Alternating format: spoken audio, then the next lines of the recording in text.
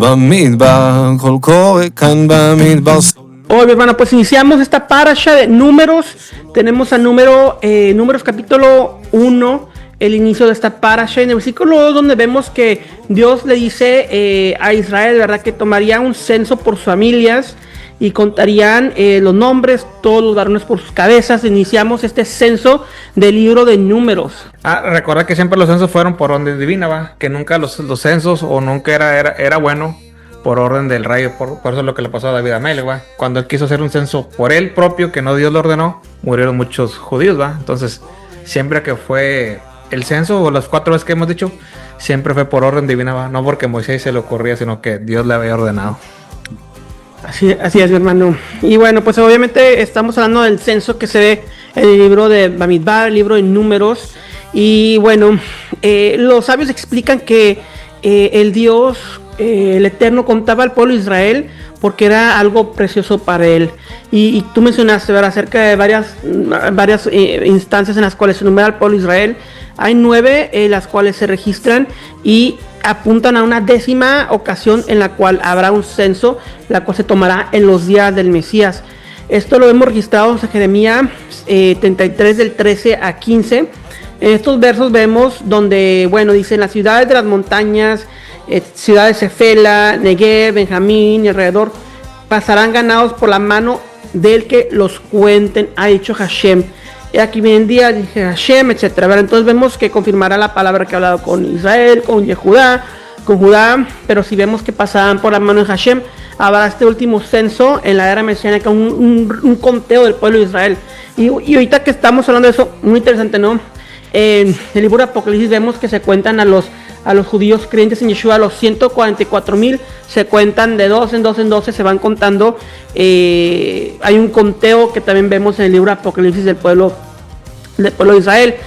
Pero aquí Jeremías, cuando dice acerca de las manos que los contará, se refiere al pastor como el moné, aquel que los numera. Y pues este libro es el libro de números. El Midrash Rabbah aplica el título al Mesías. Dice que él es el moné, el pastor de Israel. Y Yeshua dice: yo soy el buen pastor. Así como Moisés, el primer redentor de Israel, condujo un censo a Israel, también el último redentor del Mesías conducirá un censo a Israel, como lo vemos en Jeremías 61:13, lo cual obviamente sabemos que el contexto de Jeremías 61 es el nuevo pacto, el Brit Hadashah. Y fíjate lo que dice el Targum Jonathan de Jeremías 33:13. En la área alrededor de Jerusalén y en las ciudades de Judá, el pueblo pasará sobre una de las manos del Mesías para ser contados, dice Hashem. Entonces es un versículo totalmente mesiánico. Y en la redención final será como la redención de Egipto, así como dice Miqueas 7:15. Yo les mostraré maravillas como el día que saliste de Egipto, de Misraim. El Mesías numerará al pueblo de Israel para prepararlos para la revelación de la era mesiánica. Entonces vemos cómo todo esto que están hablando los rabinos se conecta perfectamente con lo que vemos en el Apocalipsis, y basta más decir los profetas de la Tanaj, de la Biblia hebrea. Oye, Rubén, entonces estos de los 144,000, entonces ¿se refiere que a los judíos o a qué se refiere? Pues en mi opinión sí, mi hermano, porque lamentablemente, bueno, por ejemplo, los testigos de Jehová dicen que son ellos. Obviamente todo el mundo queremos aplicar los versos más bonitos hacia nuestros, ¿verdad? Hacia nosotros. Pero si vemos el contexto de la escritura, vemos que Dios no ha negado a su pueblo. Como dice Pablo, Dios no ha desechado a su pueblo de ninguna manera. En Romanos capítulo 11 vemos obviamente una continuación, y específicamente ahorita que estamos en Shavuot, ¿no? Como la Torah es el contrato matrimonial entre Dios y su pueblo. Y vemos a lo largo de los profetas que Dios perdona a Israel y lo vuelve a tomar como esposa aún de su fornicación. Entonces, y eso es lo que vemos en el libro de Oseas, ¿verdad? Como Israel es visto como una prostituta quien adultera con Dios, pero Dios aún así es fiel a ellos y los perdona y los ama. Entonces, yo definitivamente veo los 144,000 como judíos creyentes en Yeshua. Si el número será perfecto, un conteo, o es un número metafórico, no lo sé. Pero en cuanto a que son judíos creyentes en Yeshua, esa es mi humilde opinión. No, pues yo siempre he dicho que, pues como dice la palabra, al final ellos son los primogénitos. Nosotros somos pudiéramos decir, somos hermanos por medio de Yeshua, pero pues ellos siempre van a ser los los mayores, ¿va? Los primogénitos. Así es, mi hermano. Entonces, pasamos a números 1-3.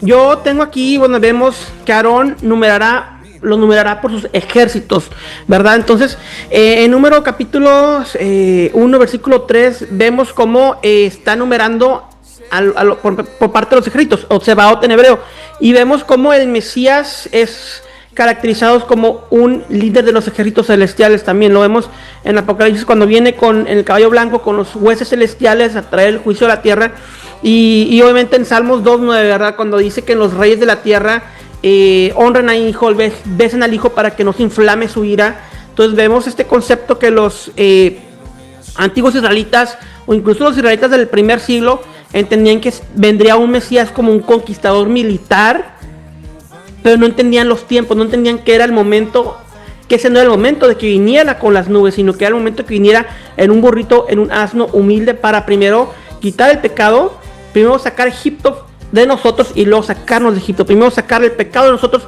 y luego haría una redención física en la era mesiánica. Como hemos hablado y hemos dicho, ¿no?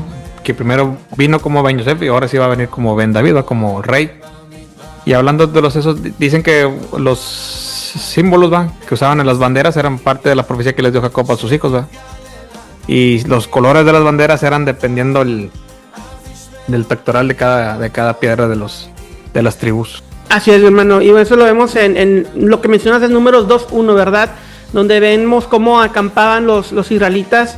Y sí, era lo que dicen los rabinos. La Torah no especifica, pero sí lo que dicen los rabinos es que sus banderas, sus estandartes eran basados en el pectoral, en la gema del pectoral que tenían ellos. Ahora vemos que esos estandartes apuntaban a los celestiales también, y los organizaban así como los ángeles ministeriales son organizados. El rey Mesías se establece como el líder de todas las tribus, así como dicen números 2:2, un nombre el cual se para como una señal. Ello se refiere al rey Mesías, así como en Cantar de los Cantares 6:10, donde dice: ¿quién es esa que se levanta como la aurora, tan hermosa como la luna, tan resplandeciente como el sol, tan majestuoso como un ejército con sus estandartes desplegados al viento? Entonces vemos cómo Salomón aquí habla también del Mesías con esos estandartes, pero del ejército celestial. Y bueno, obviamente eso que se refiere aquí del sol, Salomón también nos hace referencia a Malaquías, ¿verdad? Donde vendrá el sol de justicia y traerá sanidad con sus alas. Y obviamente esas alas en el Nuevo Testamento podía ser interpretado como el talit que usaba Yeshua, trayendo sanidad cuando la mujer con flujo de sangre lo toca al tzitzit y trae sanidad a su cuerpo. Entonces, mi hermano, Yeshua es comparado como ese sol de justicia. Y en números 2:3 dice: esos acamparán al oriente, al este, la bandera del campamento de Judá por sus ejércitos, y el jefe de los hijos de Judá, Nazón, hijo de Aminadab. Entonces vemos el este referencia a Judá, Yeshua viniendo de la tribu de Judá, Yeshua siendo el sol de justicia.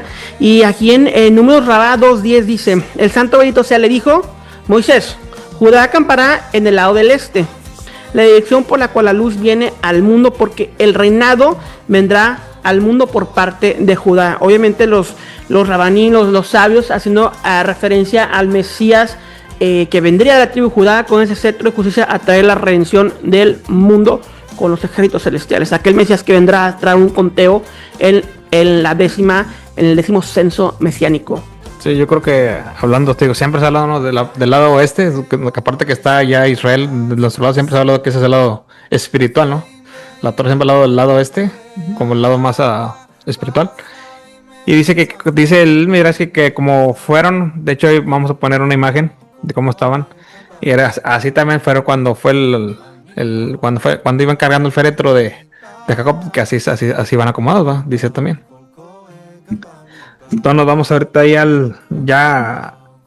capítulo 3, versículo 1, y dice: estos son los descendientes de Aarón y Moshe en el día de que habló Dios a Moshe en el monte Sinaí. Y ahora los hijos de Aarón. ¿Por qué dice los descendientes de Aarón y de Moshe? Si eran hijos de Aarón, ¿va? Porque Moshe, que les enseñaba la Torah, les enseñaba las escrituras. Entonces dice que todos los que nos enseñan a nosotros a Torah, nos enseñan escrituras, pues son considerados padres, ¿verdad? Y una expresión que decía, ¿por qué son considerados padres? Dice, el padre genealógico nos trajo a la tierra, va, pero el padre espiritual es el que nos lleva al mundo venidero. Eso es un comentario que dice Rashi, tienes toda la razón. Y uno de los argumentos que usan en contra del Mesías es que las profecías dicen que el Mesías tendrá mucha descendencia. ¿Quién es su descendencia? Todos nosotros. Él es nuestro padre espiritual por parte de la instrucción de la Torah. Por eso seguimos a este rabino de rabinos, a ese maestro. Por eso hagan discípulos, porque somos sus hijos espirituales. Entonces, aquí es como Rashi explica cómo es que el Mesías tendrá una vasta descendencia. Entonces, él es el maestro de maestros, nuestro rabbi de rabinos. Y ya para finalizar, porque dice que censó al pueblo, va, pero censó a los levitas aparte, va. ¿Por qué los censó aparte, va? Porque ellos eran escogidos por Dios, va. Y dice que eran los menos, eran 22,000 si no me equivoco. ¿Por qué escogió, va? ¿Por qué los levitas, que eran los escogidos, o eran los que estaban parte, pues ahí en el templo, en el tabernáculo en su momento? ¿Por qué eran menos? Porque dice que Dios siempre ha buscado calidad y no cantidad. Decía así la explicación de Shen Tov. Entonces yo quiero hablar un poco, digo, de eso, ¿verdad? Que yo creo que a veces nos basamos muchos por los seguidores, o por cuántos likes tienes, o cuántos líderes espirituales, cuántos miembros tienen, pero al final Dios nunca se ha fijado en eso, ¿va? Por eso escogió a 12, ¿va? De hecho nuestro maestro dice que al final eran cuando fueron a aplicar en 72 y al final quedaron 12.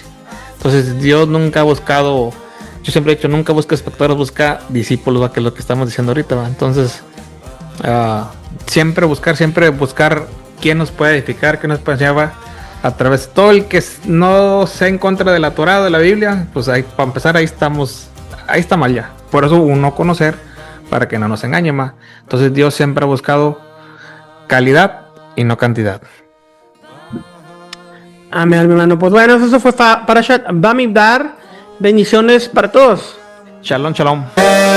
תשמע, בבתים וברחובות